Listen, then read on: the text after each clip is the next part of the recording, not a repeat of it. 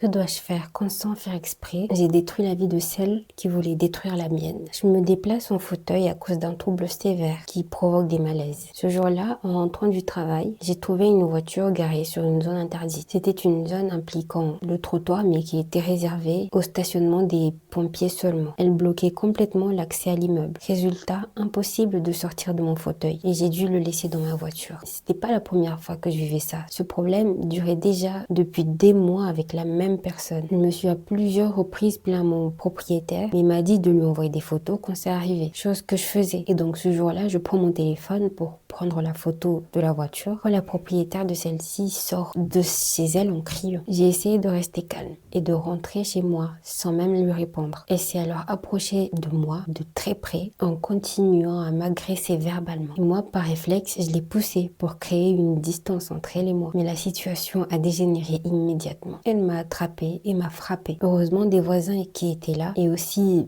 mon colocataire qui était dans un coin en train de fumer sont intervenus et l'ont éloigné. La police et les secours sont arrivés et j'ai été emmenée à l'hôpital immédiatement après avoir fait un malaise lié au stress de l'agression. J'ai décidé de porter plainte pensant que cela restait une affaire relativement simple. Mais bon, heureusement, à ce moment-là, j'ai aussi insisté pour que la police intervienne rapidement car je savais qu'elle possédait une arme chez elle malgré un lourd passé judiciaire. Mais lors de son arrestation, les policiers ont découvert bien plus que ce que je ne l'aurais imaginé. La voiture était volée et non assurée. Elle n'avait pas de permis. Des substances illicites se trouvaient dans l'appartement alors que son enfant de 8 ans vivait avec elle. L'enfant a été placé en famille d'accueil et elle a été incarcérée sans possibilité de libération sous caution. Le procureur m'a expliqué que toute la scène avait été enregistrée et que les preuves étaient accablantes. Et de toute façon, son passé judiciaire jouait lourdement contre elle. Si l'incident s'était produit ailleurs, elle aurait probablement écopé d'une peine légère. Mais dans ces conditions, elle risque aujourd'hui plusieurs décennies de prison. Je n'ai jamais cherché à ce que tout cela arrive. Je voulais simplement rentrer chez moi en sécurité. Mais depuis cet appel, je n'arrête pas de me demander est-ce que j'ai fait ce qu'il fallait ou